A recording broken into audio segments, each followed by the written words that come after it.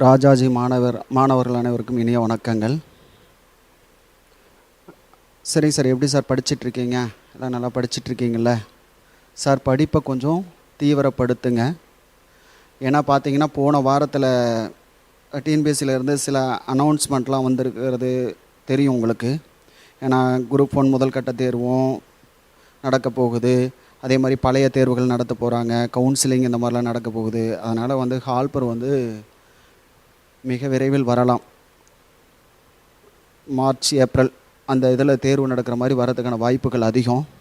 அதனால் கொஞ்சம் படிக்கிறத தீவிரப்படுத்துங்க. சரிங்க சார், ஓகே சார். அடுத்ததாக நம்ம இப்போ என்ன பார்க்கலாம் அப்படின்னிங்கன்னா, இந்த வாரத்துக்கான கரண்ட் ஈவெண்ட் பார்ப்போம். 26/9 2/10/2020 வரலும் பார்ப்போம் சார். இதை கொஞ்சம் இந்த வாரம் கொஞ்சம் வித்தியாசமாக பார்ப்போம். கிளாஸில் எப்படி பார்க்குறோமோ அதே மாதிரி பார்ப்போம். முக்கியமான ஈவெண்ட் பார்த்துருவோம்.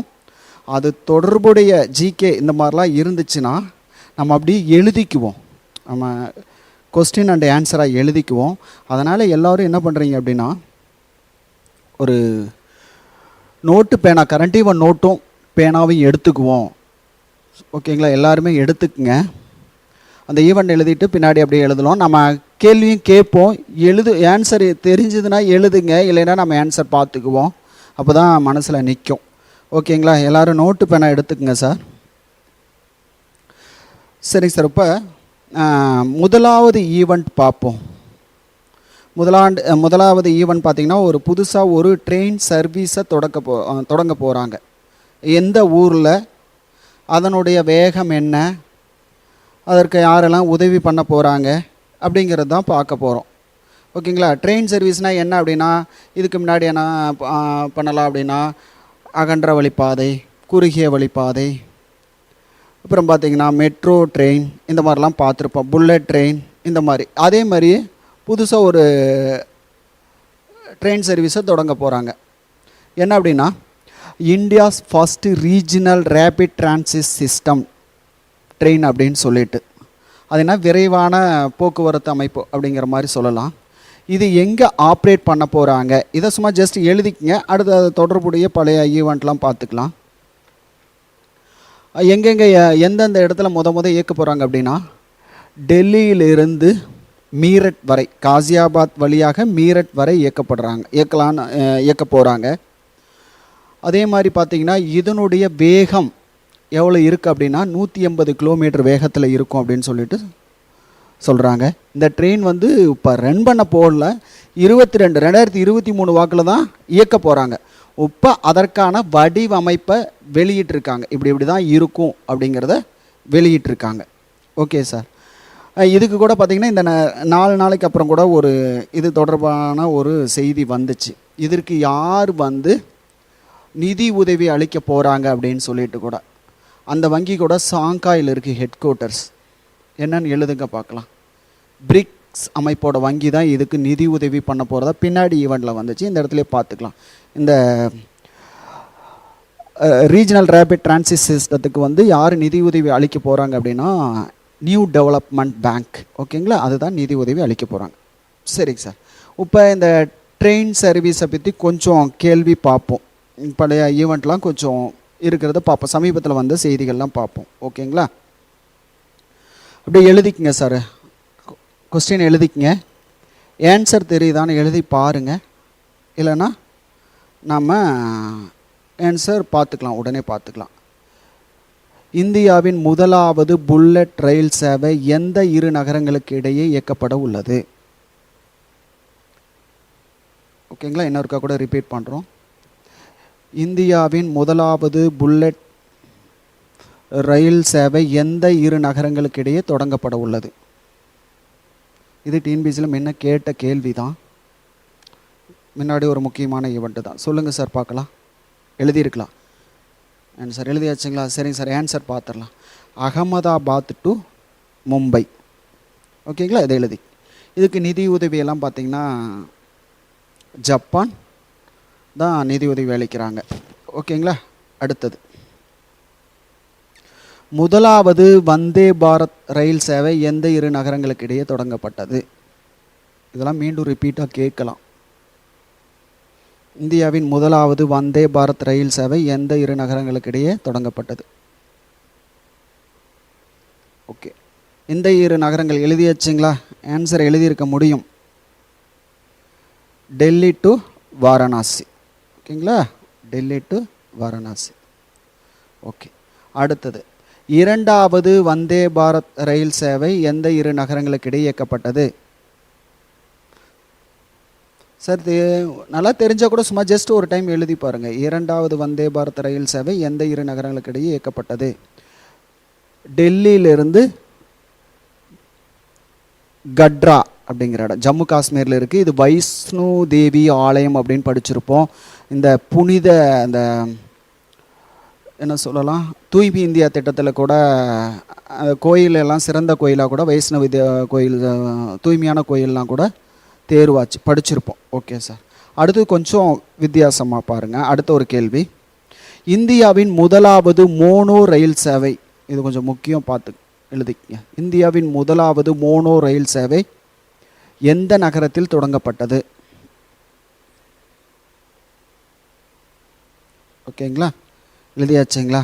சரிங்க சார், இதற்கான ஆன்சர் பார்த்தீங்கன்னா இப்போ கொரோனாவில் அதிகமாக பாதிக்கப்பட்ட நகரம்னு சொல்லலாம். அந்த நகரம்தான் மக்கள் தொகை மிகுந்த நகரம்னு சொல்லலாம். இப்போ எது சார் ஆன்சரு? மும்பை. மும்பையில் 2014 இந்தியாவின் முதலாவது மோனோ ரயில் சேவை தொடங்கப்பட்டதுன்னு சொல்கிறோம். ஓகே சார், அடுத்தது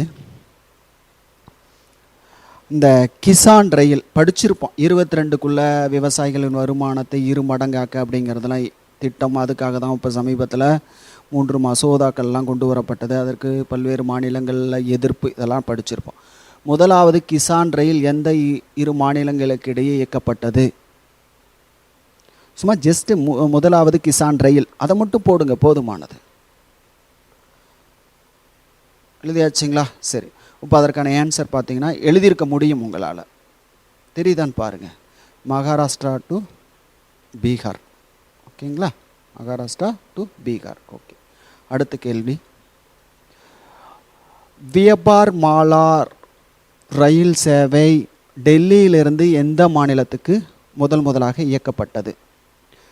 கொஸ்டின் என்ன இருக்கா?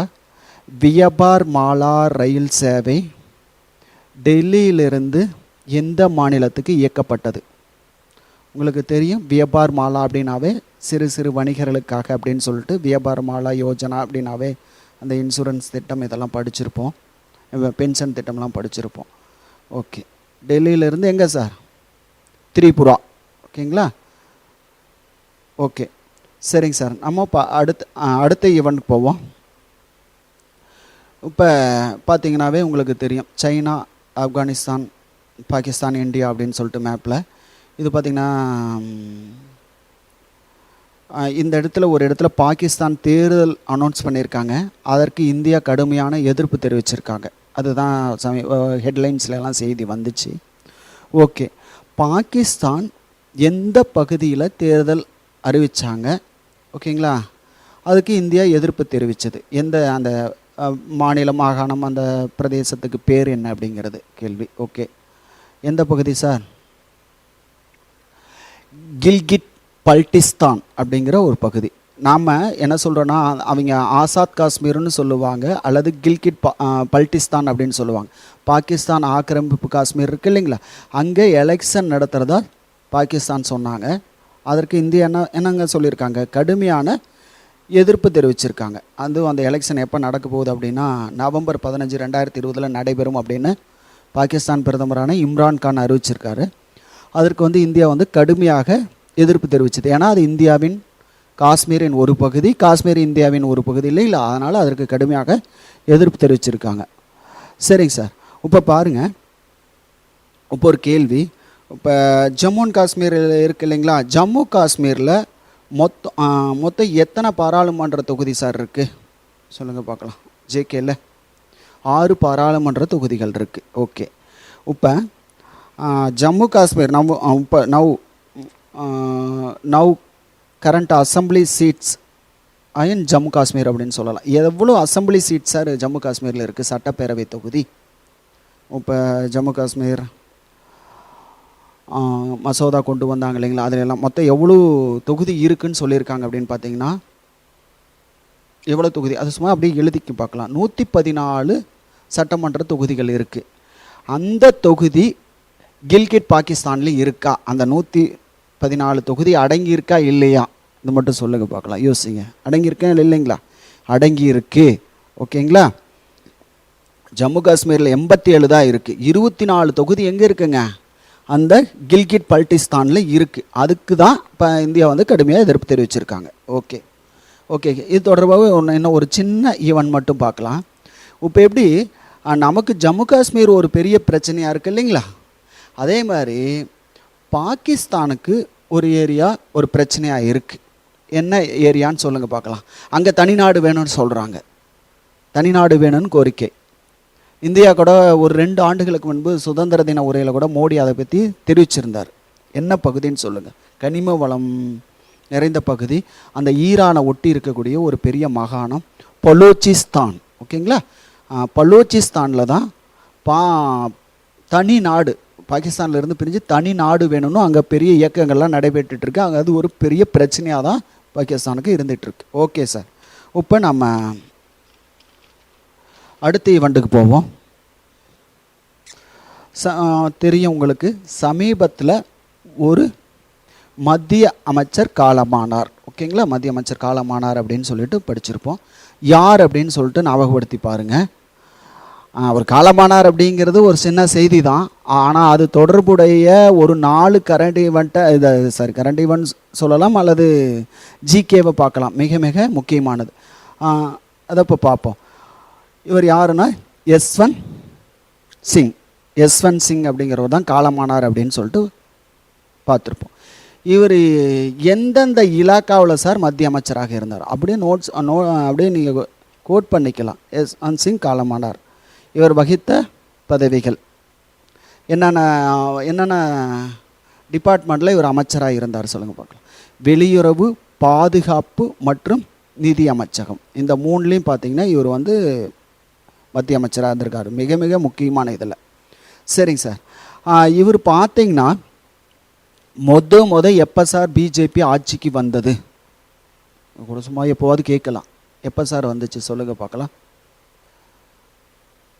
முதலாக பிஜேபி ஆட்சிக்கு வந்த ஆண்டு 1996. வாஜ்பாய் வந்து 13 நாள் மட்டும்தான் இருந்திருப்பார். ஓகேங்களா? அப்போவே இவர் வந்து நிதி அமைச்சராக இருந்தார். ஓகே சரிங்க சார். 2வது முறை வாஜ்பாய் எப்போ சார் ஆட்சிக்கு வந்தார்? வாஜ்பாய் மீன்ஸ் பிஜேபி ஆட்சிக்கு வந்தது சொல்லுங்கள் பார்ப்போம். 2வது முறை பிஜேபி ஆட்சிக்கு வந்தாங்க 98 வந்தாங்க. 1998. ஓகேங்களா? அப்போ வெளி விவகார அமைச்சராக இவர் இருந்தார். யார் சார்? யஸ்வந்த் சிங் என்ன அமைச்சராக இருந்தார்னா வெளி விவகார அமைச்சராக இருந்தார். அப்போ இந்தியா மிக முக்கியமான ஒரு ஈவெண்ட்டை நடத்தினாங்க. என்ன ஈவெண்ட்டு சொல்லுங்கள் பார்க்கலாம். என்ன ஈவெண்ட்டுங்க நடத்தினாங்க? எழுதிக்கிங்க சார், இந்த இடம் தான் முக்கியம். இந்தியா வந்து 2வது அணுசோதனையை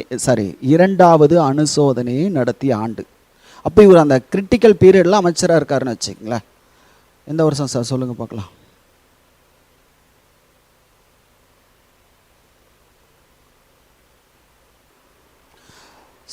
சரிங்க சார், எந்த வருஷம் சார்? 98.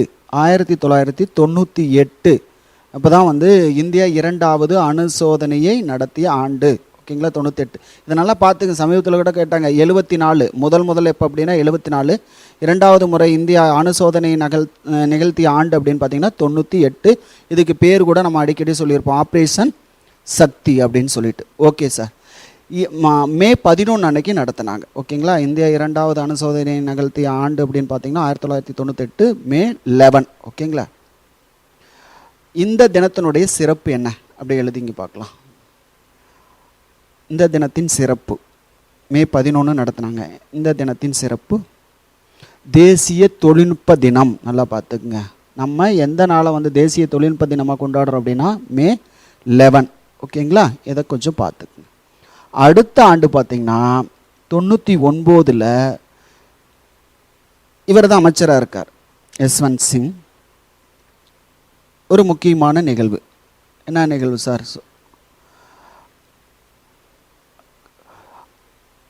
இந்திய விமானம் கந்தஹாருக்கு கடத்தப்பட்டது. ஓகேங்களா? நேபாளத்து காத்மாண்டிலிருந்து புதுடில்லிக்கு திரும்புகிற விமானத்தை வந்து தீவிரவாதிகள், அது யாருன்னா அந்த மசூத் அசார் அப்படின்னு கூட சொல்லுவோம் இல்லைங்களா, அந்த பதான்கோட் தாக்குதலுக்கெல்லாம் காரணமாக இருந்தவர், நம்ம கூட சர்வதேச குற்றவாளியை அறிவிக்கணும்னு சொல்லிட்டு பாதுகாப்பு சபையிலெல்லாம் தீர்மானம்லாம் கொண்டு வந்தோம் இல்லைங்களா, அதற்கு சீனாலாம் எதிர்ப்பு தெரிவித்தது இல்லைங்களா, அவரு தான். அவர் வந்து ஜம்மு காஷ்மீர் சிறையில் இருக்கார். அவருடைய ஆதரவாளர்கள் வந்து விமானத்தை கடத்திடுறாங்க கந்தஹாருக்கு. கந்தஹார் இங்கே இருக்குன்னா ஆப்கானிஸ்தானில் இருக்குது. அப்போ தாலிபான் ஆட்சி பண்ணிகிட்டு இருந்தாங்க, அங்கே கடத்திடுறாங்க. அப்போ வந்து மிக முக்கியமாக கிரிட்டிக்கலான முடிவு எடுத்து அவரை வந்து ரிலீஸ் பண்ணி விட்டுட்டு அந்த விமான பயணிகள்லாம் கூட்டிகிட்டு வர்றதுக்கு முக்கிய பங்காற்றியவர் யார் அப்படின்னு பார்த்தீங்கன்னா யஸ்வந்த் சிங். ஓகே சார், அடுத்த நிகழ்வுக்கு போவோம். ஒரு கடற்படை பயிற்சி, ஓகேங்களா, நடத்துகிறாங்க. எங்கே நடந்துச்சு அப்படின்னு பார்த்தீங்கன்னா அரபிக்கடலில் நடந்துச்சு. என்ன கடற்பயிற்சி, என்னென்ன நாடு சம்மந்தப்பட்டிருக்கு, அது மட்டும் பார்த்தா போதும். ஓகே, அது 2 ஆண்டுகளுக்கு ஒருக்கா நடக்கிற கடற்படை பயிற்சி. ஓகேங்களா? சரிங்க சார், அப்படியே பார்த்துக்கலாம். 4வது அந்த 4th எடிஷன் ஆஃப் பயனல் India and Japan naval exercise JIMEX 20 underway in North Arabian Sea அப்படின்னு சொல்கிறோம். வடக்கு அரபிக்கடலில் வந்து தொடங்கியது அப்படின்னு சொல்லிட்டு பார்க்குறோம். எந்தெந்த நாடு அப்படின்னு பார்த்தீங்கன்னாவே பார்த்துட்டோம். எந்தெந்த நாடு சார்? இந்தியாவுக்கும் ஜப்பானுக்கும் இடையில் நடக்க போகுது. ஓகே, கூடுதலான ஒரு தகவல் பார்த்து, இந்த பயிற்சி எப்போ தொடங்குச்சு அப்படின்னு பார்த்தீங்கன்னா 2012 முதல் தொடங்குச்சு. இவ்வளோ தூரம் வேண்டாம், சும்மா ஜஸ்ட் பார்த்துக்க. ஜிம்எக்ஸ் 2020 இந்தியா ஜப்பான். ஓகே, இந்த பயிற்சி பார்த்திங்கன்னா 2012 தொடங்கியது. ஓகே, கடைசியாக 2018 இப்பயிற்சி டேஸில் நடைபெற்றது அப்படின்னு சொல்லலாம். கடைசியாக 2018 இந்த பயிற்சி டேஸில் நடைபெற்றது. ஓகே, இந்த டேஸில் அப்படிங்கிறதுக்கு நீங்கள் தான் சொல்லணும். இந்தியாவின் ஆழமான துறைமுகம் டால்பின் நோஸ் அப்படின்னு சொல்கிறது. ஆந்திராவின் ஒரு தலைநகரங்களில் ஒன்றா ஆக போகுது அந்த இடம். இன்னொரு சொல்லியிருக்கணும் நீங்கள். எது சார்? விசாகப்பட்டினத்தில் நடந்துச்சு. 2018 பயிற்சி எங்கே நடந்துச்சு அப்படின்னா விசாகப்பட்டினத்தில் நடைபெற்றுச்சு. ஓகே, அடுத்து இன்னும் ஒரே ஒரு ஈவெண்ட். இந்தியாவுக்கும் ஜப்பானுக்கும் இடையே நடைபெறும் வேறு சில பயிற்சிகள் அப்படின்னு சொல்லிட்டு போட்டுக்குங்க. இன்னும் 2 பயிற்சி இருக்குது, என்னென்ன பயிற்சின்னு மட்டும் பார்த்துக்குங்க. சமீபத்தில் நடந்துச்சு. ஒரு இராணுவ பயிற்சி ஒன்று இருக்குது, ஒரு விமானப்படை பயிற்சி ஒன்று இருக்குது. ஓகேங்களா? எழுதிக்கங்க, இராணுவ பயிற்சி. ஓகேங்களா? பேர் என்னன்னு சொல்ல முடியுங்களா? தர்மா கார்டியன். ஓகேங்களா? தர்மா கார்டியன் மிலிட்ரி எக்ஸசைஸ் அப்படின்னு சொல்லலாம். தர்மா கார்டியன் அப்படின்னு மட்டும் போட்டுங்க. இது இந்தியாவுக்கும் ஜப்பானுக்கும் நடக்குது. அடுத்தது சின்யூ மைத்ரி அப்படிங்கிற பயிற்சி. சின்யூ மைத்ரி படித்தது தாங்க முன்னாடி, ஒன்றும் இல்லை, சும்மா நீங்கள் தொகுத்து ஒரு ரீகால் பண்ணி பார்க்க போகிறீங்க, அவ்வளோதான். சின்யூ மைத்ரி அப்படிங்கிற போர் பயிற்சி. இது வந்து வெஸ்ட் பெங்காலில் நடந்துச்சு, கொல்கத்தாவுக்கு பக்கத்தில் நடந்துச்சு. ஓகே சார், இப்போ நம்ம அடுத்த நிகழ்வுக்கு போவோம். ஒன்றும் இல்லை, இது ஒரு சாதாரண நிகழ்வு தான். ஒன்றும் இல்லை, அகில இந்திய கால்பந்து கூட்டமைப்பு வந்து சிறந்த வீரராக 2 பேரை அனௌன்ஸ் பண்ணியிருக்காங்க, இந்திய கால்பந்து சங்கம். அதனால் ஜஸ்ட் அது என்னென்னு தெரிஞ்சுக்கிங்க போதும். அகில இந்திய கால்பந்து கூட்டமைப்பால் 2019-20 சீசனுக்கான சிறந்த கால்பந்து வீரராக இந்திய கால்பந்து அணியின் கோல் கீப்பரான குருப்ரீத் சிங் சாந்து, ஓகேங்களா, மற்றும் சிறந்த வீராங்கனையாக இந்திய பெண்கள் அணியின் சஞ்சீவ் யாதவ் தேர்வு செய்யப்பட்டனர். இது மட்டும் சும்மா ஜஸ்ட் பார்த்துங்க. என்ன விளையாட்டுடன் தொடர்புடையவர்கள் அப்படின்னு கேட்கலாம்.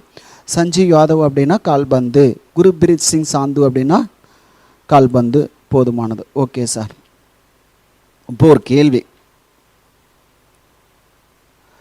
உலக அளவில் கால்பந்தில் சிறந்து விளங்கணும்னா ஒரு அவார்டு தருவாங்க இல்லைங்களா, பாலண்டியார் அவார்டு அப்படின்னு சொல்லிட்டு. அது வந்து உலக ஃபுட்பால் ஃபிபா அமைப்பும் ஃப்ரான்ஸும் சேர்ந்து கொடுப்பாங்க. பாலண்டியார் அவார்டு அப்படின்னு சொல்லுவாங்க. ஓகேங்களா? கடந்த ஆண்டு பாலண்டியார் விருது பெற்றவர், பால் ஆன் டி ஆர் விருது பெற்றவர் இது வேணால் கொஞ்சம் ரீகால் பண்ணிக்கலாம். கடந்த ஆண்டு பாலண்டியார் விருது பெற்றவர் யார் அப்படின்னா தெரியும், உலகின் நம்பர் 1 வீரர் தான், அர்ஜென்டினாவை சேர்ந்தவர் தான், லயோனல் மெஸ்ஸி. ஓகேங்களா, லயோனல் மெஸ்ஸி.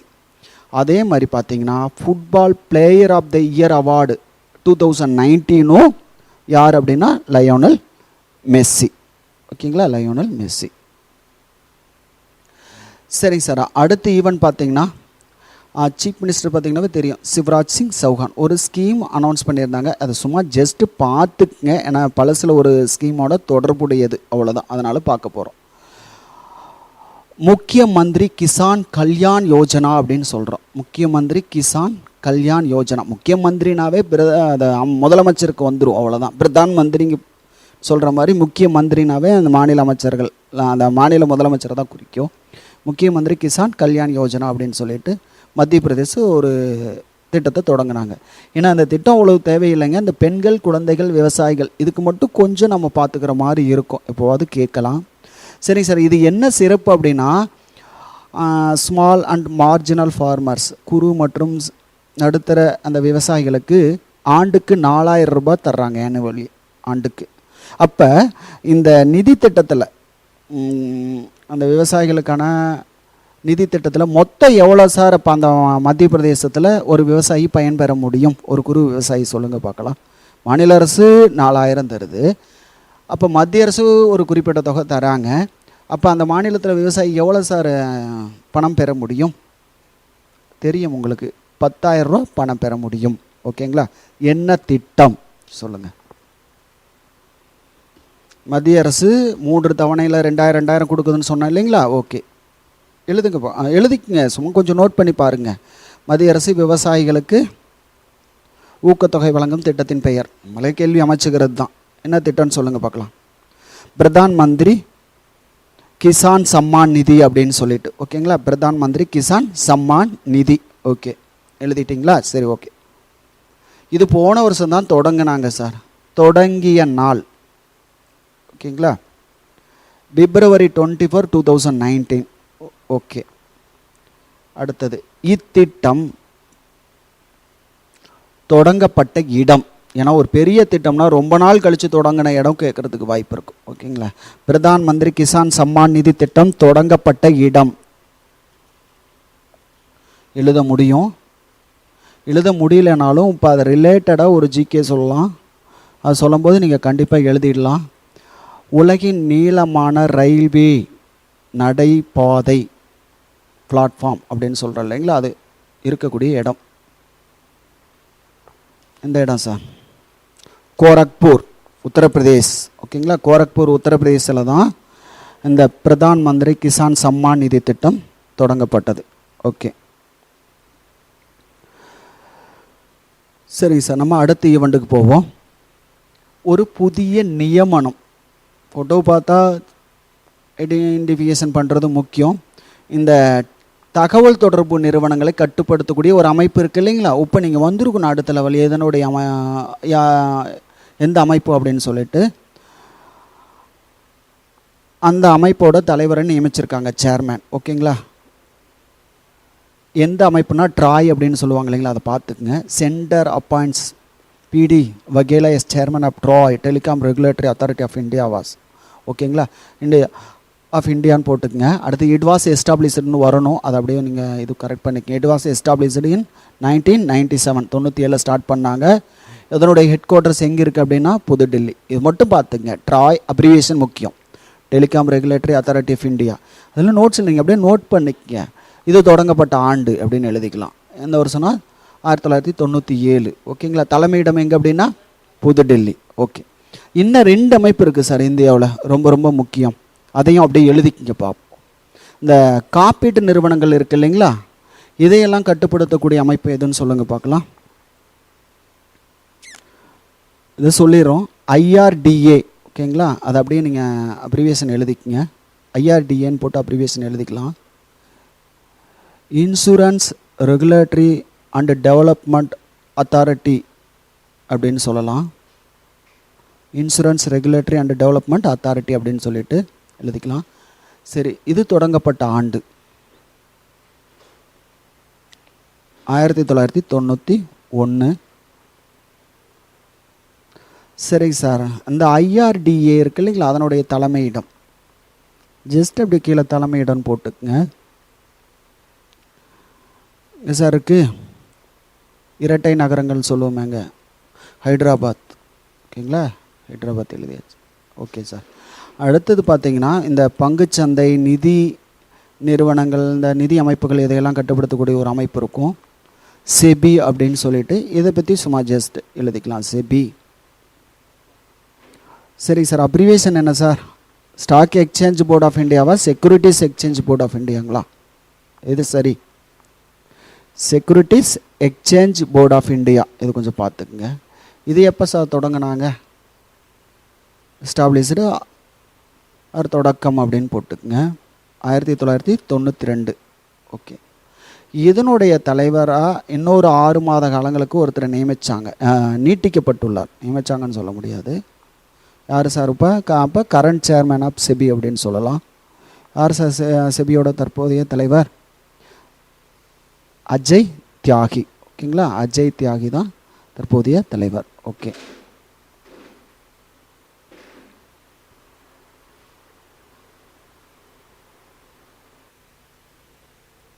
சரிங்க சார். அடுத்த ஈவெண்ட் போவோம்.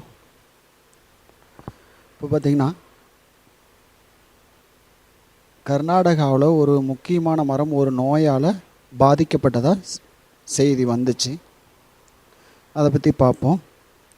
ஒன்றும் இல்லை சார், சாண்டல்வுட் ஸ்பைக் டிசீஸ் அப்படின்னு சொல்லிட்டு, இதனால் வந்து அந்த மாநிலத்தில் சந்தன மரங்கள் அதிகமாக பாதிக்கப்படுது அப்படின்னு சொல்லிட்டு எல்லா பேப்பர்லேயும் செய்தி வந்துச்சு.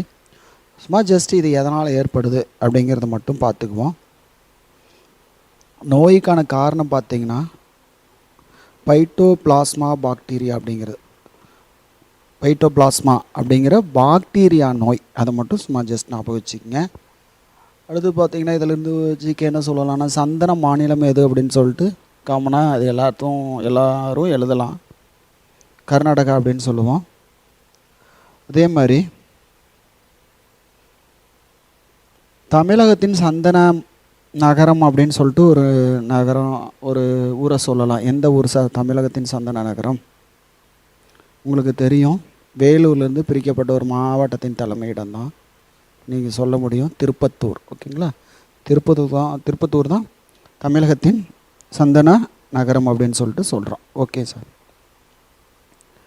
இந்த சந்தன மரம் பார்த்திங்கன்னா கர்நாடகாவில் ரொம்ப காலத்தில் இருந்திருக்கு. திப்பு சுல்தானே பார்த்திங்கன்னா 72லேயே வந்து மாநில மரமாக சந்தன மரத்தை அறிவிச்சிருக்காங்க.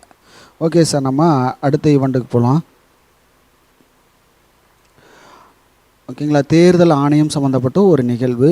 ஒரு மாநில சட்டப்பேரவைக்கு தேர்தல் அறிவிக்கப்பட்டது, அதுதான் தெரியும் உங்களுக்கு. பீகார் மாநில சட்டப்பேரவை தேர்தல் அக்டோபர் 28 முதல் நவம்பர் 7 வரை 3 கட்டங்களாக நடைபெறுகிறது. அதை மட்டும் சும்மா ஜஸ்ட் பார்த்திங்க, எத்தனை கட்டமாக நடைபெறுது அப்படின்னா 3 கட்டங்களாக. ஓகே.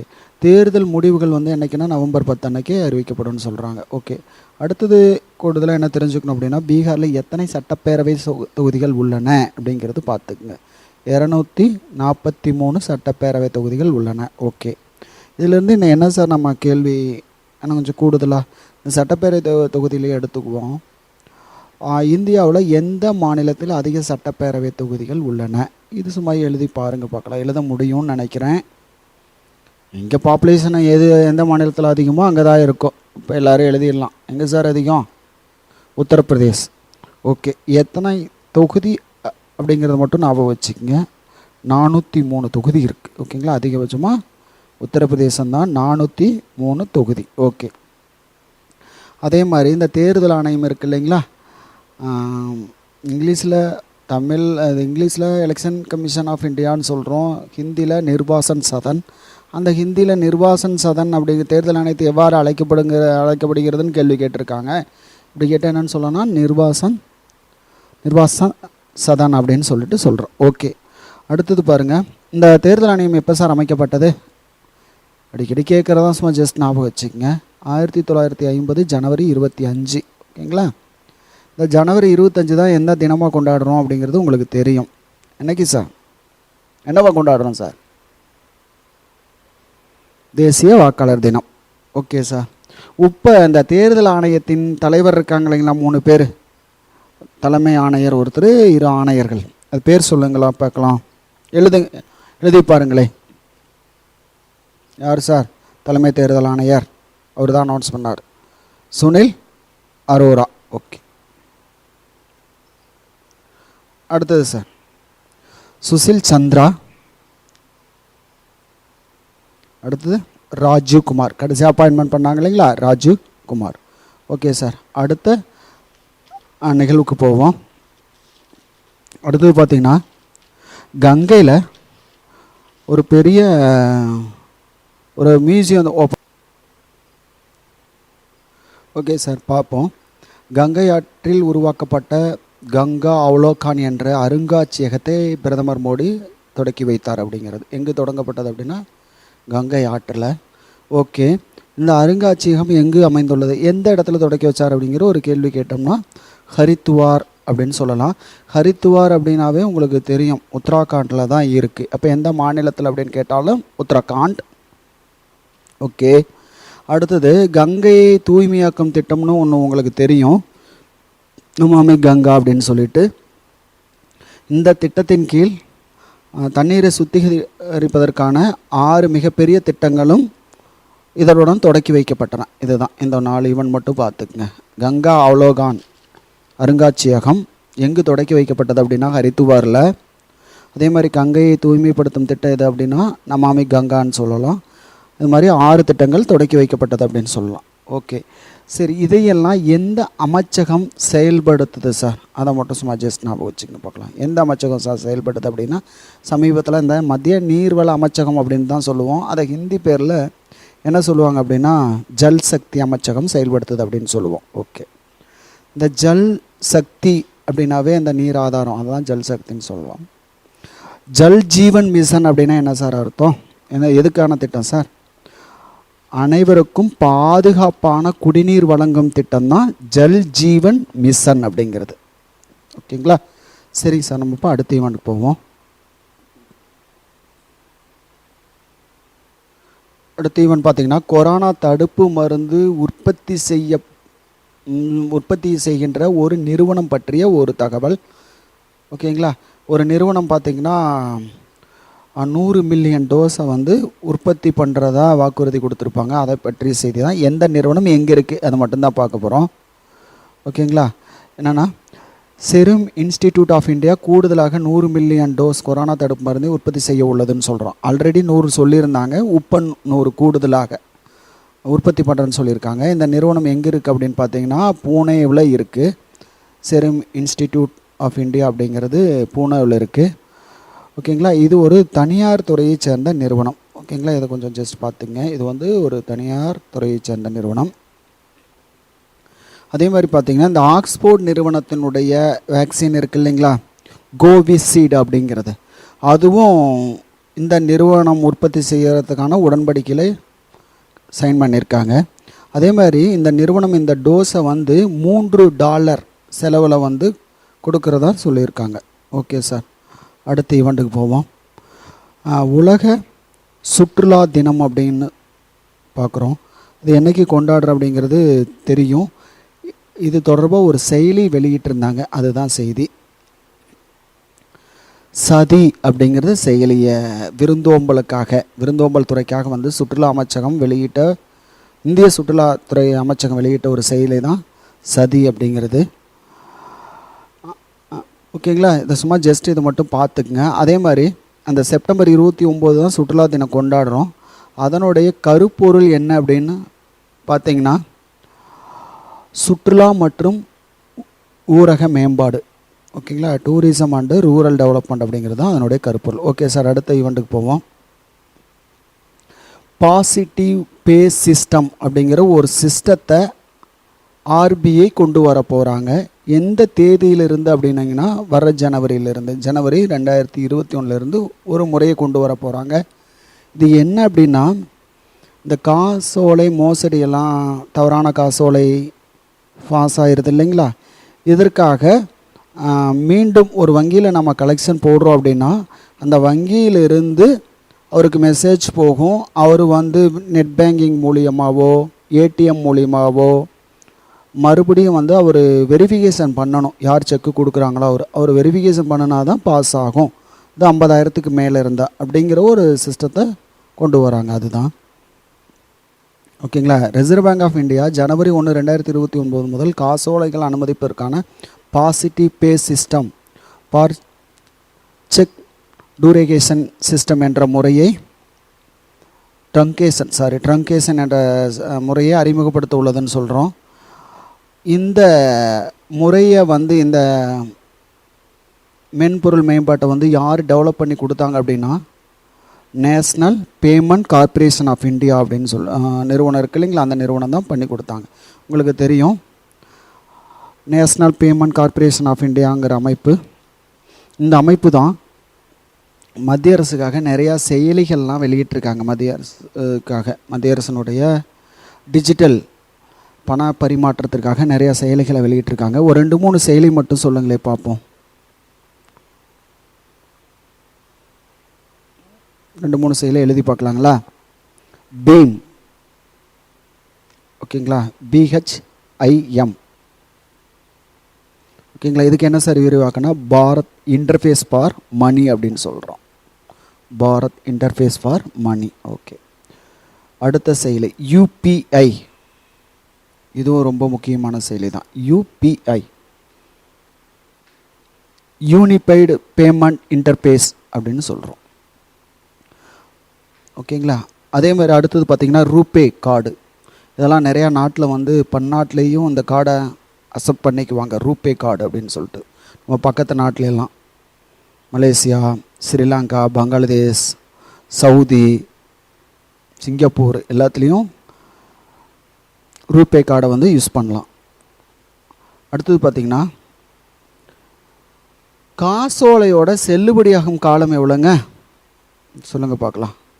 தற்போது காசோலை செல்லுபடியாகும் காலம் எவ்வளோ அப்படின்னு பார்த்தீங்கன்னா 3 மாதங்கள். ஓகேங்களா. காசோலையின் செல்லுபடியாகும் காலங்கள் 3 மாதங்கள். Okay sir. இப்போ அடுத்த ஈவெண்ட்டுக்கு போவோம். சரிங்க சார், அடுத்த ஈவெண்ட்டுக்கு போவோம். ஓகே. இந்தியா பார்த்திங்கன்னா விண்வெளியில் கோள் கண்டுபிடிக்கிறதுக்காக கோள் மற்றும் இந்த சிறு கோள்கள் ஆய்வுக்காக ஒரு சேட்டலைட்டை லான்ச் பண்ணியிருந்தாங்க. அது 5 ஆண்டுகள் ஆயிடுச்சு அப்படின்னு சொல்லிட்டு செய்தி வந்துச்சு. ஓகேங்களா. அது என்ன செயற்கைக்கோள் அப்படின்னு மட்டும் பார்த்துக்குங்க. அஸ்ட்ரோசாட் 1 அப்படிங்கிறது. ஓகேங்களா. அஸ்ட்ரோசாட் 1 அப்படிங்கிறது தான் விண்வெளியில் உள்ள பால்வெளி மண்டலம் மற்றும் நட்சத்திரங்களை ஆராய ஏவப்பட்ட அஸ்ட்ரோசாட் தனது 5 ஆண்டு கால பணியை நிறைவு செய்தது அப்படின்னு சொல்கிறோம். இந்த சேட்டலைட் முத எப்போ ஏவுனாங்க அப்படின்னா செப்டம்பர் 28, 2015 ஏவப்பட்டது. ஓகேங்களா. சரி, நமக்கு பரீட்சையில் அடிக்கடி கேட்டிருப்பாங்க. இந்த அமெரிக்கா கோள் கண்டுபிடிக்கிறதுக்குன்னு ஒரு செயற்கைக்கோள் ஏவி இருக்காங்க, ஒரு திட்டமே வச்சுருக்காங்க, ஒரு தொலைநோக்கிய விண்வெளியில் ஏவி இருக்காங்க. தொலைநோக்கி எதுன்னு சொல்லுங்கள். அந்த கோள் கண்டுபிடிக்கிற திட்டத்துக்கு அதுபடி தான் நிறையா கோள்லாம் கண்டுபிடிச்சி செய்தியெல்லாம் நம்ம படிச்சிருப்போம். இது ரெண்டுமே எழுதுங்க பார்க்கலாம். அமெரிக்கா விண்வெளியில் கோள் கண்டுபிடிக்கும் திட்டம். ஓகேங்களா. TESS. ஓகேங்களா. டெஸ் அப்படிங்கிறது விண்வெளியில் கோள் கண்டுபிடிக்கும் திட்டம். ஓகே. அதுக்கு என்ன விரிவாக்கம்னா டிரான்சிஸ்டிங் எக்ஸோ பிளானட் சர்வே சேட்டலைட் அப்படிங்கிறது. ஓகேங்களா. எழுதியாச்சுங்களா. டிரான்சிஸ்டிங் எக்ஸோ பிளானட் சர்வே சேட்டலைட். ஓகேங்களா. TESS. ஓகே. அதே மாதிரி பார்த்தீங்கன்னா விண்வெளியில் ஒரு தொலைநோக்கியை ஏவி இருக்காங்க. விண்வெளியில் மிதக்க விட்டுருக்காங்க. ஹப்பிள் தொலைநோக்கி அப்படிங்கிறது, அதை கொஞ்சம் மறந்துட வேண்டாம். அமெரிக்கா விண்வெளியில் வந்து கோல்லாம் கண்டுபிடிக்கிறதுக்காக ஒரு தொலைநோக்கி லான்ச் பண்ணியிருக்காங்க. அது என்ன தொலைநோக்கி அப்படின்னா ஹப்பிள் தொலைநோக்கி. ஓகேங்களா. சரி, ரெண்டும் பார்த்துக்குங்க. அடுத்த ஈவெண்ட்டுக்கு போகலாம். ஒரு அமைப்பு இந்தியாவில் தனது நடவடிக்கைகளை நிறுத்தியது அப்படின்னு சொல்கிறாங்க. எந்த அமைப்புன்னு சொல்லுங்கள் பார்க்கலாம். அம்னஸ்டி இன்டர்நேஷ்னல் அமைப்பு. ஓகேங்களா. இது எதற்காக பாடுபடுது? இது ஒரு 4-5 கேள்வி. ஏன்னா நம்ம ஸ்கூல் புக்கிலலாம் இருக்குது, அரசியல் அறிவியல் புக்கிலலாம் இருக்குது. அதை கொஞ்சம் பார்த்துங்க. யார் தொடங்குனாங்க, என்ன ஏதெல்லாம் கேட்டிருக்காங்க. அதனால் இதை கொஞ்சம் நல்லா பார்த்துங்க. அம்னஸ்டி இன்டர்நேஷ்னல் அமைப்பு. ஓகேங்களா. Amnesty international halts its India's operation அப்படின்னு சொல்கிறோம். இந்தியாவினுடைய நடவடிக்கைகளை நிறுத்தியதுன்னு சொல்கிறோம். ஓகே, இந்த அமைப்பை பற்றி ஒரு 2-3 கேள்வி அப்படியே நீங்கள் எழுதிக்கிங்க பார்க்கலாம்.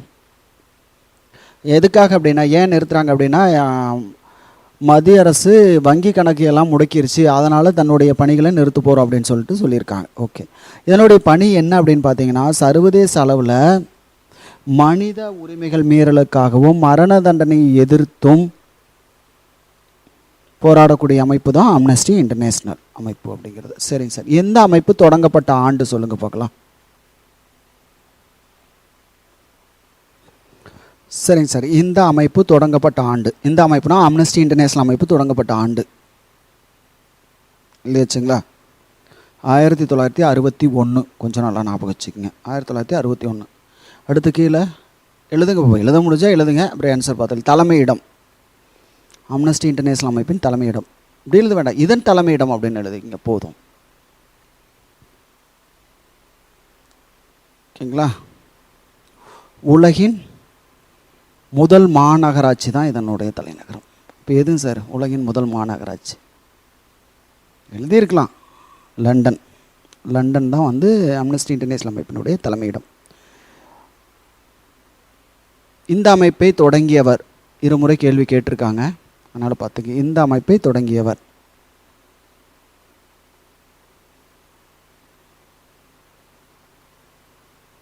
பீட்டர் பெனன்சன்.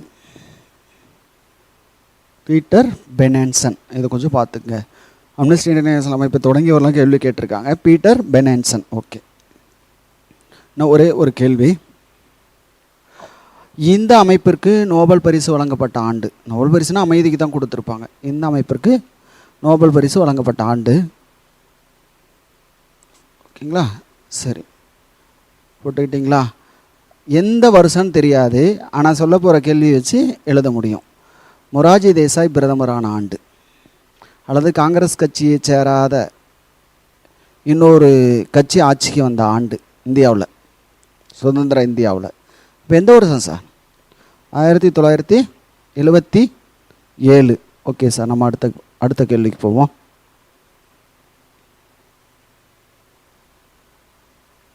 அடுத்த கேள்வி பார்த்தீங்கன்னா, the first international day of awareness of food loss and waste observed on 20th September அப்படின்னு சொல்கிறோம். ஓகேங்களா. உணவு இழப்புக்காகவும் வேஸ்ட்டுக்காகவும் ஒரு சர்வதேச தினத்தை, முதலாவது சர்வதேச தினத்தை வந்து அனுசரிச்சிருக்காங்க. ஓகேங்களா. அதை சும்மா ஜஸ்ட் பார்த்துக்குங்க போதும், ஏன்னா முதலாவது தினங்கிறதுனால பார்த்துக்குங்க. கருப்பொருள் பார்த்திங்கன்னா, உணவு இழப்பு மற்றும் கழிவுகளை நிறுத்த மக்களுக்காக, கிரகத்துக்காக அப்படின்னு சொல்லிட்டு சொல்கிறோம். ஓகே, இதே பார்த்திங்கன்னா உணவு தினம் என்னைக்கு சார் கொண்டாடுறாங்க? சார், உலக உணவு தினம். முதலாவது உலக உணவு தினம், சரி முதலாவதுன்னு சொல்ல முடியாது, உலக உணவு தினம் அக்டோபர் 16. ஓகேங்களா. அக்டோபர் 16 தான் உலக உணவு தினம். அதை கொஞ்சம் ஞாபகம் வச்சுங்க, பின்னாடி ஒரு ஈவெண்ட் வரும், அப்போ இதை கரெக்டாக சொல்லணும். அக்டோபர் 16 தான் உலக உணவு தினம்னு சொல்லிட்டு. ஓகே, அடுத்தது பார்த்திங்கன்னா, ஒரு மன்னர் காலமாகி விட்டார் அப்படின்னு சொல்லிட்டு, ஒரு அரபு தேசத்தை சேர்ந்த ஒரு மன்னர் காலமாகி விட்டார் அப்படின்னு சொல்லிட்டு வந்துச்சு செய்தி. யார் காலமாயிட்டாங்க அப்படின்னா, ஷேக் சபா அல் அகமது அல் சபா, அவர் தான் காலமாகி விட்டார். ஓகேங்களா. அவருக்கு பதிலாக இளவரசர் புதுசாக ஒருத்தர் வந்து பொறுப்பேற்று கொண்டார் அப்படின்னு சொல்கிறோம். யார் பொறுப்பேற்று கொண்டாங்க அப்படின்னா, ஷேக் நவாப் அல் அகமது அல் சபா. ஓகேங்களா. நவாப் அப்படிங்கிறது ஞாபகம் வச்சுக்கோங்க, அங்கே அகமது வரும், அவ்வளோதான். சாரி, சபா அப்படிங்கிறது வரும், சபா நவாப், இதை ரெண்டு ஞாபகம் வச்சுக்கோங்க. ஓகே சார், அடுத்த வினாவுக்கு போவோம். சமீபத்தில்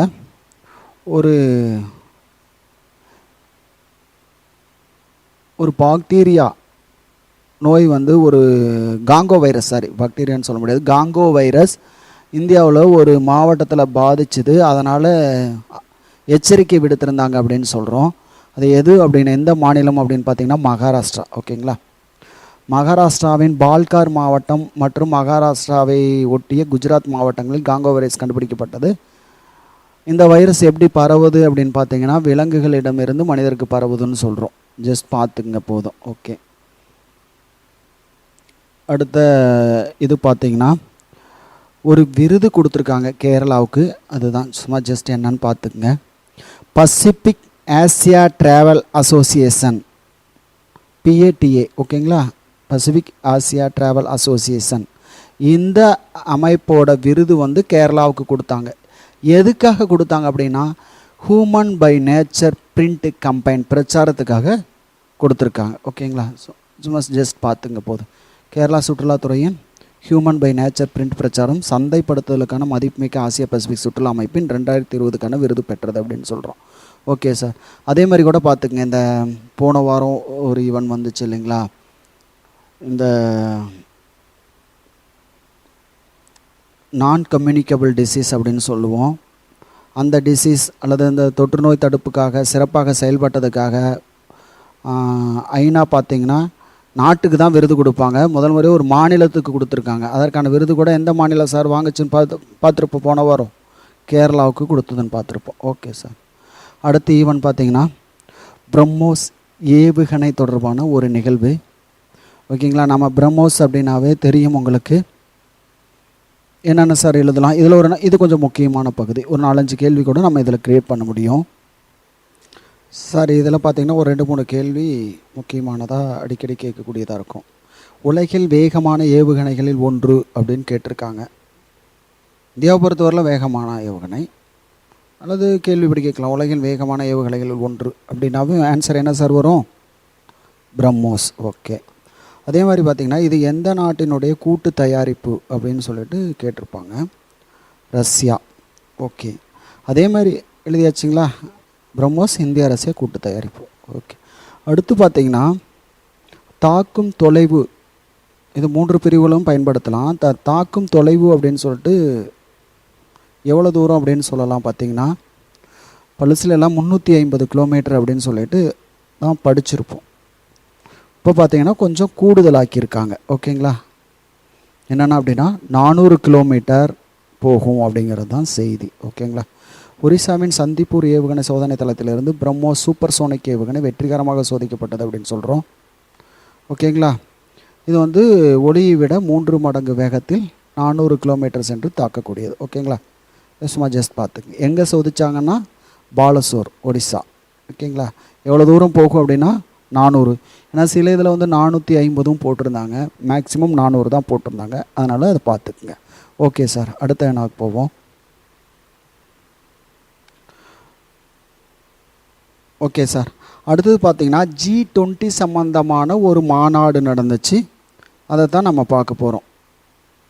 ஒன்றும் இல்லை, G20 செர்பா மாநாடு அப்படின்னு சொல்லுவோம். செர்பா அப்படின்னா அந்த அதுக்குன்னு ஒரு தலைவர் மாதிரி இருப்பாங்க. அந்த தலைவர்களுடைய மாநாடு நடந்துச்சு அப்படிங்கிறது தான்.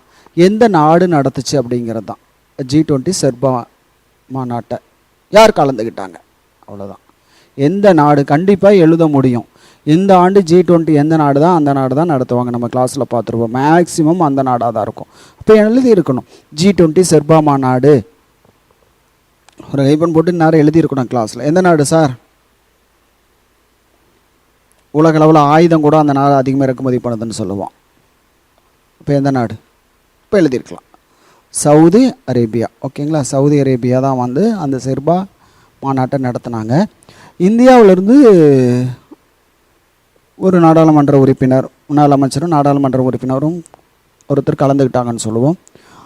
இப்போ இதுக்கான ஆன்சரும் நீங்கள் எழுத முடியும். போர்ட்டல் பார்த்துருந்தா எழுதலாம், இல்லைனாலும் எழுத முடியும். ஓகே, இந்த கூட்டத்தில் இந்தியா சார்பாக கலந்து கொண்டவர், இந்த கூட்டத்தில் இந்தியா சார்பாக கலந்து கொண்டவர் எழுதி வச்சுங்களா? சரி, யார் அப்படின்னு பார்த்தீங்கன்னா இந்தியாவில் கடைசியாக ரயில்வே பட்ஜெட்டை தாக்கல் செய்தவர் அவர் தான். ரயில்வே பட்ஜெட் கடைசியாக இந்தியாவில் தாக்கல் செய்தவர். அது ஒரு ஜிகே மாதிரி எப்போ வேணாலும் கேட்கலாம். யாருன்னு சொல்லியிருக்க முடியும். யார் சார்? சுரேஷ் பிரபு. ஓகே, சுரேஷ் பிரபு தான் கலந்துக்கிட்டாங்க. ஓகேங்களா, அவ்வளோதான், சொன்ன செய்தி தான் இது.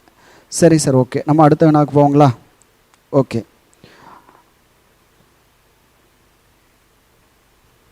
இந்தியாவில் இந்த கனிமம் வெட்டி எடுக்கக்கூடிய ஒரு நிறுவனம் ஒரு சுரங்கத்தை மீண்டும் பயன்பாட்டுக்கு கொண்டு வர போகிறாங்க. பயன்பாட்டுக்குன்னா மீண்டும் வெட்டி எடுக்க போகிறாங்க. அது எந்த சுரங்கம் அப்படின்னு மட்டும் சொல்லுங்கள் பார்க்கலாம். இந்தியாவில் உள்ள ஒரே தங்க சுரங்கம் அப்படின்னு சொல்லலாம். கோலார் கோல்டு ஃபீல்டு அப்படின்னு சொல்லுவாங்க. கோலார் தங்க வயலில் இருக்கக்கூடிய அந்த சுரங்கம்தான். அந்த சுரங்கத்தை மீண்டும் வெட்டி எடுக்க போகிறாங்க. ஓகே, 16 ஆண்டுகளுக்கு பிறகு இந்திய கனிமங்கள் வெட்டி எடுக்கும் நிறுவனம் கோலார் தங்க வயலில் மீண்டும் தங்கத்தை வெட்டி எடுக்கிறது அப்படின்னு சொல்லிட்டு சொல்கிறோம். ஓகேங்களா? சரி, இப்போ ஒரே ஒரு ஜிகே. உலகத்திலேயே மிகப்பெரிய தங்க சுரங்கம் அல்லது வைர சுரங்கம் ரெண்டுமே சொல்லலாம், எந்த நாட்டில் இருக்குன்னு மட்டும் சொல்லுங்கள் பார்க்கலாம். எந்த நாட்டில் சார் இருக்குது? South Africa. ஓகேங்களா? சவுத் ஆப்பிரிக்காவில் தான் உலகத்திலேயே மிகப்பெரிய தங்க சுரங்கம் இருக்குது. ஓகே சார், அடுத்த வினாவுக்கு போகும். ஒன்றும் இல்லை, அடுத்த வினா பார்த்தீங்கன்னா கேள்வி கூட நீங்கள் அப்படியே எழுதிட்டு கூட எழுதலாம். ஒரு நாடு பார்த்தீங்கன்னா விண்வெளியில் இருக்கக்கூடிய கோள்லாம் இருக்குது இல்லைங்களா, அந்த கோள் இருக்கக்கூடிய கனிமங்களை ஆய்வு செய்ய போகிறதா சொல்லியிருந்தாங்க. எந்த நாடுன்னு மட்டும் சொல்லுங்கள். கேள்வி என்ன எழுதிக்கலாங்கன்னா, விண்வெளியில் உள்ள கோள்களை கோள்களில் உள்ள குறுங்கோள், இந்த மாதிரி குறுங்கோளில் உள்ள கனிமங்களை ஆய்வு செய்ய உள்ள நாடு அப்படின்னு சொல்லலாம். எந்த நாடு சார்? விண்வெளியெல்லாம் ரொம்ப டீப்பாக ஆய்வு பண்ணிகிட்டு இருக்கிற நாடு தான். எந்த நாடுனா சீனா. ஓகேங்களா? சரி, இதை அப்படியே பாருங்கள். சீனா உலகின் முதல் குறுங்கோள் சுரங்க ரோபோவை விண்வெளிக்கு அனுப்ப உள்ளது அப்படின்னு சொல்லிட்டு சொல்கிறோம். ஓகே, சும்மா ஜஸ்ட் பார்த்துக்க போதும். அடுத்த வினா பார்த்தீங்கன்னா, இஸ்ரோ ஒரு மிஷனை லான்ச் பண்ண போகிறாங்க. ஓகேங்களா? வீனஸ் மிஷன் அப்படிங்கிறது. ஓகேங்களா? ISRO will launch its Venus mission in 2025 அப்படின்னு சொல்லிட்டு சொல்கிறோம். ஓகேங்களா? With help of France. Okay, எந்த நாட்டு உதவியுடன் அப்படின்னா ஃப்ரான்ஸ் உதவியுடன். இதை பார்த்துக்குங்க. சரி சார், இதில் ஒரு சின்ன தொடர்புடைய வினா அப்படியே எழுதி பாருங்கள் தெரியுதா அப்படின்னு சொல்லிட்டு. ககன்யான் அப்படிங்கிறது என்ன சார் திட்டம்? ஒரு ஹைப்பன் போட்டு எழுதுங்க பார்க்கலாம். விண்வெளிக்கு மனிதனை அனுப்பும் திட்டம். இது மாறி மாறி போயிட்டுருக்கு. இப்போ 22ன்னு சொல்லியிருக்காங்க. ககன்யான் விண்வெளிக்கு மனிதனை அனுப்பும் திட்டம். ஓகே, ஆதித்யா L1 இது எதை ஆய்வு செய்ய? எல்லாமே இஸ்ரோனுடைய திட்டம் தான். ஆதித்யா L1 இது எதனுடைய திட்டம் சார்? எதை பற்றி ஆய்வு செய்யும் திட்டம் அப்படின்னா சூரியனை ஆய்வு செய்யும் திட்டம் அப்படின்னு சொல்கிறோம். ஓகே, அடுத்தது சுக்ரியான் 1 அப்படிங்கிற திட்டம். சுக்ரியான் 1 இப்போ போட்டு அடுத்தது எதை பற்றின்னு சொல்லுங்கள் பார்க்கலாம். உலகில் இந்த விண்வெளியில் வெப்பமான கோள் அப்படின்னு சொல்லலாம். வெள்ளி. ஓகேங்களா? வெள்ளியை ஆய்வு செய்யும் திட்டம் 2023ன்னு சொல்லியிருக்காங்க. ஓகே, அடுத்தது தெரியும் உங்களுக்கு மங்கள்யான் அப்படிங்கிற திட்டம். மங்கள்யான் 2 செவ்வாயை ஆய்வு செய்யும் திட்டம் பிராக்கெட்டில் 2024ன்னு போட்டுருக்கேன். ஓகே சார், அடுத்தது பார்த்தீங்கன்னா இந்தியா பார்த்தீங்கன்னா ஒரு நாட்டில் ஸ்டேடியமும் கிரிக்கெட் ஸ்டேடியம் ஹாஸ்பிட்டலும் கட்டுறதா சொல்லியிருந்தாங்க. அதை பற்றிய செய்தி தான். அடுத்து இந்தியா மாலத்தீவில் உள்ள குல்குமாலே நகரில் 100 படுக்கை அறைகள் கொண்ட புற்றுநோய் மருத்துவமனையும் 22,000 பேர் அமரக்கூடிய கிரிக்கெட் மைதானத்தையும் அமைக்க உள்ளது அப்படின்னு சொல்லிட்டு. ஓகே, இந்தியா பார்த்திங்கன்னா இப்போ சார்க் நாடுகளுக்கெல்லாம் நிறைய உதவி பண்ணிகிட்ருக்காங்க. அதனுடைய ஒரு பகுதியாக தான் மாலத்தீவுக்கு இதை அறிவிச்சிருக்காங்க. ஓகே, அறிவிக்கப்பட்ட திட்டம் இப்போ அதுக்கு மீண்டும் ஒப்புதல் கொடுத்து போயிட்டுருக்கு. ஓகே, இன்னும் 2 கேள்வி. சும்மா அண்டை நாட்டுக்கான உதவி முடிதான் மட்டும் பாருங்கள், எழுத முடிதான். சமீபத்தில் இந்தியா எந்த நாட்டிற்கு மருத்துவமனைகளை கட்டி கொடுத்தது? நம்ம நெய்பரிங் கண்ட்ரீஸில் ஒரு நாட்டுக்கு கட்டி கொடுத்தது. எந்த நாடுன்னு சொல்லுங்க பார்க்கலாம். எந்த நாட்டுக்கு சார் கட்டி கொடுத்தது அப்படின்னா நேபாளத்துக்கு கட்டி கொடுத்தது. ஓகே, 2-3 வருஷத்துக்கு முன்னாடி அந்த கேள்வியெல்லாம் பரீட்சையில் கேட்டது தான். இந்தியா எந்த சார்க் நாட்டுக்கு பாராளுமன்ற கட்டடத்தை கட்டி கொடுத்தது?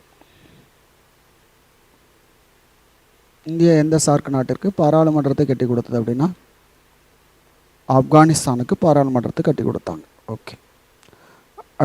அடுத்த வினா பார்த்தீங்கன்னா பிரஸ்ட் கேன்சர் அவேர்னஸ் மந்த் அப்படின்னு சொல்கிறோம்.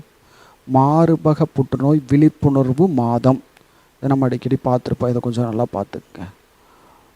அக்டோபர் தான், அக்டோபர் மாதம் தான் மார்பக புற்றுநோய் விழிப்புணர்வு மாதம் அப்படின்னு சொல்கிறோம். ஓகேங்களா? இப்போ அக்டோபருக்கு முதல் மாதம் ஒரு முக்கியமான மாதம். ஓகேங்களா? அதையும் நல்லா ஞாபகம் வச்சுக்கோங்க. ஊட்டச்சத்து மாதம். ஊட்டச்சத்துனா போசான் அபியான் அல்லது நியூட்ரிஷன் மந்த் அப்படின்னு சொல்லலாம். ஊட்டச்சத்து மாதம் அப்படின்னு சொல்லலாம். அது எந்த மாதத்தை சொல்லுவோம் அப்படின்னா செப்டம்பரை சொல்லுவோம். ஓகேங்களா? ஊட்டச்சத்து மாதம்னா செப்டம்பர். மார்பக புற்றுநோய் விழிப்புணர்வு மாதம்னா அக்டோபர். ஓகே. அடுத்தது பார்த்திங்கன்னா ஒரு மிக மிக முக்கியமானது தமிழ்நாடு ஈவெண்ட் தொடர்புடையது. ஒன்றும் இல்லை சார், இதை நம்ம படிச்சிருப்போம். One nation one ration card அப்படின்னு, ஒரே தேசம் ஒரே குடும்ப அட்டை அப்படின்னு சொல்லிட்டு சொன்னேன் இல்லைங்களா? அந்த திட்டம்தான் இப்போது தமிழகத்தில் எந்த தேதியிலிருந்து நடைமுறைக்கு வருது அப்படிங்கிறது பார்த்துங்க. முழுமையாக முன்னாடி ட்ரையலில் சொல்லியிருந்தாங்க, ஒவ்வொன்றும் தூத்துக்குடி ஒவ்வொரு இது சொல்லியிருந்தாங்க. இப்போ முழுமையாக வரப்போகுது. ஓகேங்களா? சரி, இது அப்படியே என்ன வேணால் எழுதிக்கலாங்களா? ஒரே தேசம் ஒரே குடும்ப அட்டை திட்டம் தமிழகத்தில் நடைமுறைக்கு வந்த நாள் அப்படின்னு போட்டுக்கலாம். என்னைக்கு சார்? அக்டோபர் 1, 2020. ஓகே. அடுத்த கேள்வி பார்த்தீங்கன்னா எல்லா டிஸ்ட்ரிக்ட்லேயும் வரல சார், 32 டிஸ்ட்ரிக்டில் தான் ஃபஸ்ட்டு வருது. ஓகேங்களா? 32 டிஸ்ட்ரிக்டில் தான் வருது. ஓகே. அடுத்து பார்த்தீங்கன்னா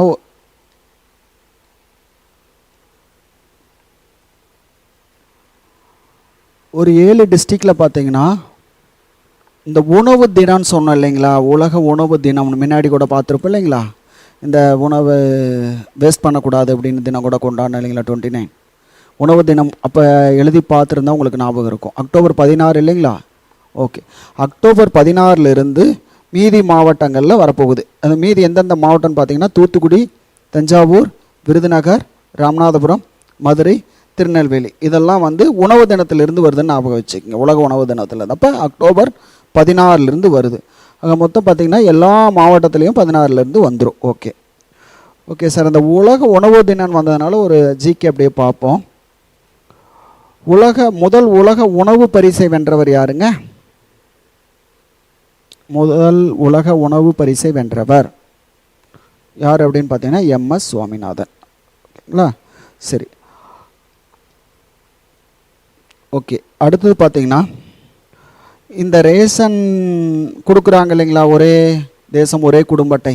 இதெல்லாம் கூட எந்த சட்டத்தில் சொல்லியிருக்கு அப்படின்னு சொல்கிறாங்க பார்த்தீங்கன்னா உணவு பாதுகாப்பு சட்டத்தில் சொல்லியிருக்கா. அதுபடி தான் அந்த வேறு ஸ்டேட்காரங்க வந்திருந்தாங்கன்னா அவங்களுக்கு மத்திய அரசனுடைய விலையில் வழங்கப்படும் அப்படின்னு சொல்லியிருக்காங்க. அப்போ உணவு பாதுகாப்பு சட்டம் 2013. இது கொஞ்சம் நல்லா ஞாபகம் வச்சுங்க. உணவு பாதுகாப்பு சட்டம் எப்போ வந்ததுன்னா 2013. அதே மாதிரி கூட 2-3 நாளைக்கு முன்னாடி கூட கேள்வி வந்துச்சு. இந்த தனியார் கல்வி நிலையங்களில் அந்த right to children to free and compulsory education, இலவச மற்றும் கட்டாய கல்வி சட்டம் அப்படின்னு சொல்லுவாங்களே, அதுபடி கூட அட்மிஷன்லாம் கிடைச்சிருச்சு அப்படின்னு சொல்லிட்டு செய்தி வந்திருக்கும். இந்த சட்டம் எப்போ இயற்றப்பட்டது அப்படின்னு பார்த்துக்குங்க. இலவச மற்றும் கட்டாய கல்வி சட்டம் 2009. இது கொஞ்சம் பார்த்துக்குங்க. உணவு பாதுகாப்பு சட்டம்னா 2013, இலவச கட்டாய கல்வி சட்டம்னா 2009 பார்த்துக்குங்க. Okay sir.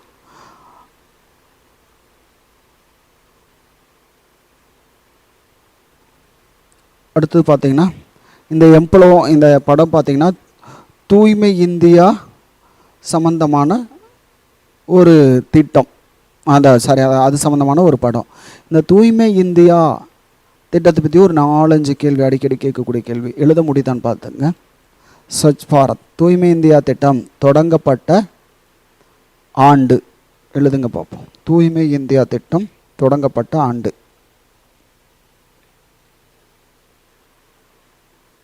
எந்த வருஷம் சார் தொடங்கப்பட்டாங்க அப்படின்னா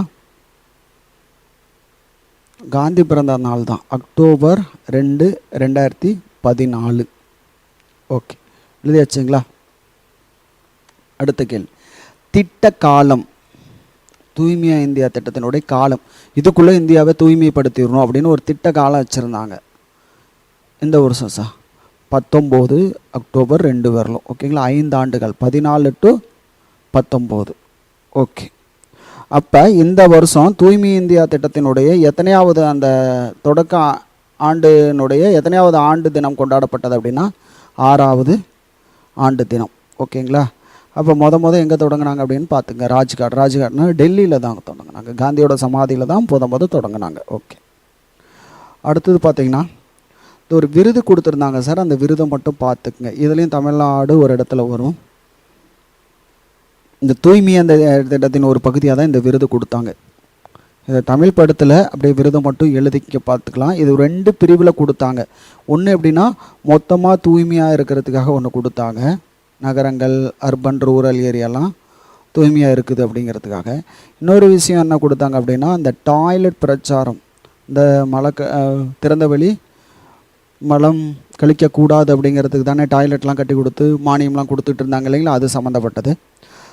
ஸ்வச் சுந்தர் சமுதாயிக் சச்சாலியா அப்படிங்கிறது தான் கம்பைன் பிரச்சாரத்துக்காக கொடுத்தாங்கன்னு சொல்கிறோம். இதில் சிறந்த மாநிலம்னு பார்த்தீங்கன்னா குஜராத். ஓகேங்களா? சிறந்த மாவட்டம் அப்படிங்கிறது நல்லா பார்த்துங்க, இந்திய அளவில் திருநெல்வேலி. ஓகேங்களா? சிறந்த மாவட்டம் அப்படின்னா திருநெல்வேலி. அதை நீங்கள் அப்படியே எழுதிக்கலாம். ஒன்று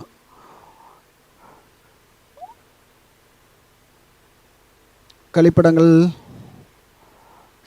செய்ததற்கான விருது அப்படின்னு, கழிப்பிட வசதிகள் செய்து கொடுத்ததற்கான விருதுன்னு கூட அப்படி எழுதிக்கலாம், போதும். அடுத்தது சிறந்த வட்டாரம் அப்படின்னு பார்த்தீங்கன்னா உஜ்ஜைன் டிஸ்ட்ரிக்டில் மத்திய பிரதேசில் இருக்குது, கச்ரோடு அப்படிங்கிற டிஸ்ட்ரிக்ட். ஓகே, அதே மாதிரி இதில் சிறந்த கிராம பஞ்சாயத்து அப்படின்னா சின்னானூர் கிராம பஞ்சாயத்து சேலத்தில் இருக்குது. ஓகேங்களா? இதை கொஞ்சம் நல்லா பார்த்துக்குங்க. அடுத்தது கண்டாகி முக்தி பாரத் அபியான் அப்படிங்கிறது, இது எதுக்குன்னா நகரங்கள் ரூரல் அர்பன் ஏரியாலாம் சுத்தமாக இருந்ததுக்காக. இதுக்கு எந்த மாநிலத்தில் கொடுத்தாங்க அப்படின்னா தெலுங்கானாவுக்கும் ஹரியானாவுக்கும் கொடுத்தாங்க. ஓகே, இது 2 மட்டும் பார்த்துங்க போதும். கழிப்பிட வசதி செய்து கொடுத்ததுக்கான பிரச்சாரம் மட்டும் கட்டி கொடுத்ததுக்காக அப்படின்னா பார்த்தீங்கன்னா திருநெல்வேலி டிஸ்ட்ரிக்டில், கிராம பஞ்சாயத்தில் சின்னானூர் பஞ்சாயத்து சேலம். இது 2 நல்லா பார்த்துக்குங்க. ஓகே சார், ஒரு சின்ன 2 கேள்வி போதும். நிதி ஆயோக் அந்த தூய்மை இந்தியா திட்டத்தின் கீழ் சிறந்த தூய்மையான நகரங்கள் அப்படின்லாம் அனௌன்ஸ் பண்ணாங்க இல்லைங்களா, அதில் சிறந்த நகரம் எது சார்? இந்தியாவிலேயே தூய்மையான நகரம் அப்படிங்கிறது இது கொஞ்சம் முக்கியமான கேள்வி, எழுத முடியுங்களா? இந்தியாவிலே தூய்மையான நகரம் அப்படிங்கிறது எது சார்? இந்தூர். இந்தியாவிலே தூய்மையான நகரம் அப்படின்னா இந்தூர். ஓகே, இது அக்டோபர் 2 தான் அனௌன்ஸ் பண்ணாங்க. அதனால் அன்னைக்கு கிராம சபை கூட்டம் எல்லா இடத்துலையும் நடந்துச்சு. இந்த வருஷம் பார்த்திங்கன்னா நடக்கலை, என்னென்னா அந்த கொரோனா வைரஸ் காரணமாக. ஆண்டுக்கு எத்தனை முறை சார் கிராம சபை கூட்டம் நடைபெறும்? அப்படியே எழுதுங்கப்போ, எழுதியிருக்கணும் என்ன, ஆண்டுக்கு எத்தனை முறை கிராம சபை கூட்டம் நடைபெறும் அப்படின்னு கேட்டிங்கன்னா 4 முறை. ஓகேங்களா? என்னன்னைக்கு அப்படின்னா பார்த்துக்குங்க, குடியரசு தினம் எழுதிடலாம், ஜனவரி 26. அடுத்தது தொழிலாளர் தினம் மே 1. அடுத்தது சுதந்திர தினத்தன்னைக்கு நடக்கும் ஆகஸ்ட் 15. அடுத்து காந்தி ஜெயந்தி அன்னைக்கு நடக்கும் அக்டோபர் 2. அதே மாதிரி கூடுதலாக என்ன ஒரே ஒரு தகவல், அந்த கிராம சபை கூட்டம் இருக்குது இல்லைங்களா, அந்த பஞ்சாயத்து ஆக்ட் படி என்ன சொல்லியிருக்காங்க அப்படின்னா 2 முதல் 4 முறை கம்பல்சரி நடத்தணுங்களாம். 2 குறைஞ்சது 2, அதிகபட்சம் 4. ஓகேங்களா? சரிங்க சார். ஓகே சார், இன்னும் கொஞ்சம் அடுத்த வாரம் கரண்ட் ஈவெண்ட் பார்ப்போம். இன்னும் கொஞ்சம் படிக்கிறத தீவிரப்படுத்துங்க சார்.